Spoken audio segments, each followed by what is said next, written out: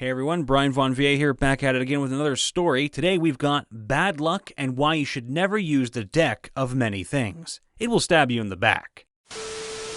I was playing a tiefling sorcerer artificer named Patience Lelebreve. Patience had a daughter at a young age with her secret fiancé. She was an attendee to two very famous sisters, and she'd fallen in love with their younger brother. When her father found out about the scandal, he took her back home and locked her away until she had her daughter. Right after she was born, her daughter was taken away and given to her father and his sisters, and Patience was sent across the country to be married and trained.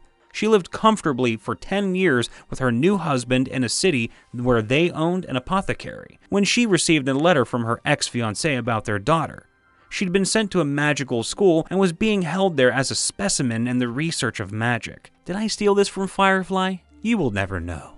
The DM wanted to create a new race, a mix of fiendish and celestial blood, and the daughter would be his test subject. Her father was an Aasimar, and her mother was from a long line of tieflings with draconic blood. My character was obviously angry, and she left her husband to rescue her daughter. For some reason, she never fathomed the idea she could leave at any time. She wasn't stuck there, and she didn't have to listen to her father. At the age of 25, she finally realized she had free will. She was venturing to this school/research center when she met Vogan, a human monk. He was also on his way to the school to retrieve scrolls that had been stolen from his sanctuary. They traveled together, and while completing a task for Freeboard, they met Urinray, a Kenku druid, and Aisling, the elven ranger. The duo helped us complete our task and asked if they could travel with us as they were headed toward the same city. We thought the party was complete, but we had a late joiner, and halfway to the city of Ivywall, we met the halfling barbarian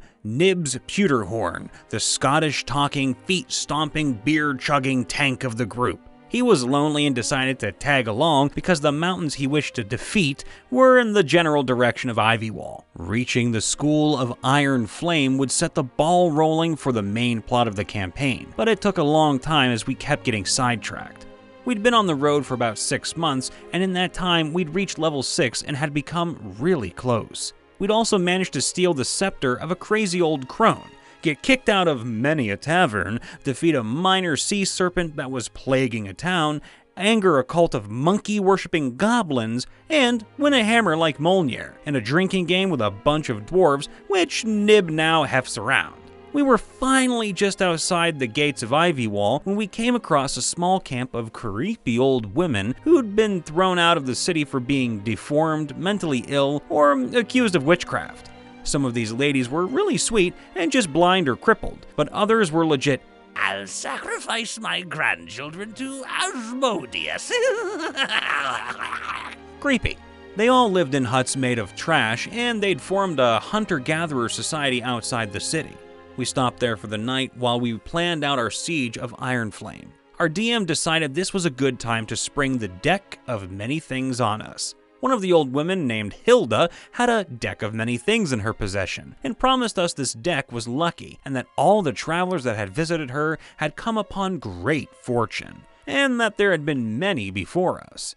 Vogan decided to test this theory first, and drew the star card from the deck. The sun meant he could choose an ability score and got to add 2 points, blah, blah, blah. He chose stealth as we were about to storm a heavily guarded boarding school for aristocratic children. He decided not to test his luck and went to find food. Then Urinray decided to have a go and drew 4 cards. Why would you do that? She drew balance, Urail, and by God's almighty luck, the Fates. The Fates card stops you from drawing any more cards, so she didn't receive her 4th. Balance changed her alignment from lawful neutral to chaotic neutral. Urail caused her to have a Medusa-like curse, and the Fates allowed her to undo or change any event in her life, which she used to undo the previous card. Me, being a dumb person, decided that drawing 5 cards to top Urinray would be a marvelous idea. We were always trying to one-up each other. Probably because as the only magic users in the campaign, we were fighting for dominance or something. The first card I drew was Sun, which gave me 10,000 XP and a magical item. The third card was the Fool, which took away all the previous XP, and I had to draw another 2 cards. I drew Flames next, meaning a demon now had an extreme vendetta against me. Next, I drew Skull, which summoned an avatar of death, which I know I had to kill alone. As you probably know, that you have to draw all your cards no longer than an hour after the previous one. Otherwise, all the remaining cards fly out and take effect right away. It took me a long time to kill this thing, and I chased it all the way out of Huttville. When he was dead, the DM informed me I had 3 minutes to draw my next card. I didn't make it. All at once, 3 cards were hovering in my face before exploding into nothingness. Void, Talons, and Quarter Moon. Instantly, all my non-magical items vanished, meaning personal jewelry, money, or anything that was of value. Then my soul was ripped from my body and trapped somewhere and had to be returned to my body. All because of the freaking Void card. Gibbous Moon meant that I got 2 wishes once my soul was returned to my body. The party then had to decide whether or not to venture into the astral plane to find my soul or to leave me to die. They decided to find my soul. The party then had to lug around my soulless meat sack trying to find someone who could locate my soul in the astral plane, which meant a large detour putting us months behind schedule. I joined the party as a temporary character, and after about a month of travel, we'd located my soul, and now all we needed was to get it back.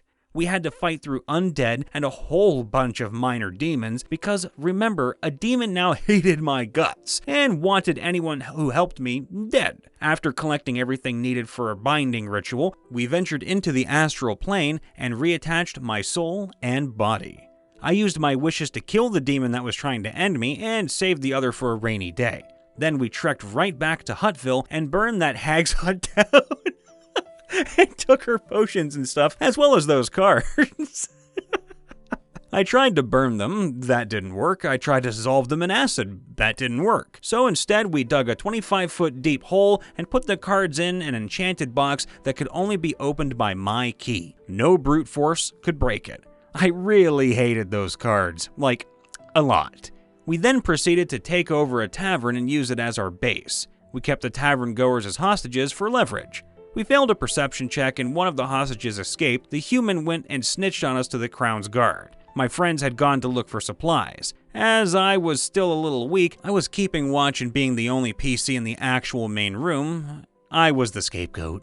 I was taken to the stocks and questioned. We lost our base, the whole city knew we were here, and my friends had to flee and rescue me again. Next, we attempted to sneak past the school's walls by setting off a catapult that would distract all the guards, giving us the window of time to sneak into the school. I got stuck in the catapult, and it turned into Angry Birds in D&D. I went flying over the wall and slammed into a tree.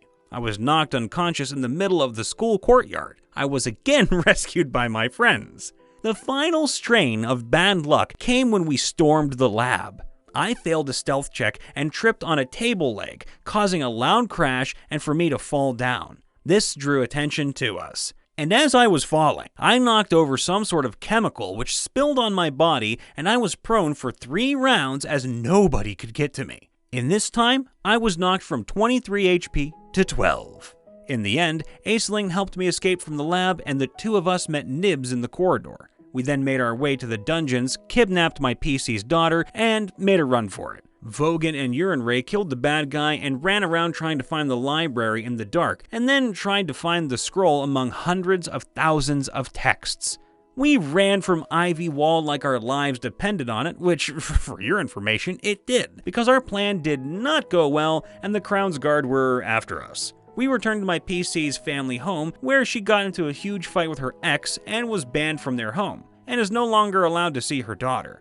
So yeah, it was an eventful few sessions, and my dice set was put in jail for a while. Things went really well after that. We even met a new friend, Kusai, who was killed not 2 sessions later, attempting to teleport. While they traveled with us, though, my party loved telling them the story of how they had to wash, feed, and dress my soulless flesh bag. Patience was probably the most unlucky character I ever played, to be honest. I have so many stories about her, but the Ivy Wall escapades were by far the worst. So, lessons we learned today, kids. Never trust creepy old crones and burn their huts down. Never trust a deck of many things. Don't give the DM ideas. Don't lose your soul. Hey everyone, it's me, Brian, your favorite voice actor from Ohio again. If you liked today's video, make sure to leave a like, and if you haven't done so, please subscribe and ring the bell so you can get notified whenever we post a video. If you have a story that you'd like to submit to us, we'd love to read it, so check out our subreddit, r/MrRipper. And be sure to join our Discord if you'd like to ever find a group to play D&D or Pathfinder with. Links are in the description below. And if you're using a help action today, you can fire off some love to me, Brian Von VA, on YouTube, Twitter, and even TikTok, where I make voice acting videos and challenges, voice your D&D characters, and stream a lot of games. As always, I try to end everything on a positive. I wanted to say that I truly appreciate each and every one of you. Yes, positivity can be repeated in many ways, but the amount of messages and comments I get about your mental health, physical health, and financial health, it warms me. I get to see that my voice has an impact on all of you, and that these stories help you get through the day, and that especially, you get to see the next sunrise. To each of you who message me or leave comments with harrowing stories of surgeries gone right or wrong, love that you found or lost, good promotions, or great or even bad test results, I'm right here with you, watching each passing sun and moon, and I will always be here. So you people, all of you, stay strong out there, be safe, be happy, and we will see you next time. Bye for now.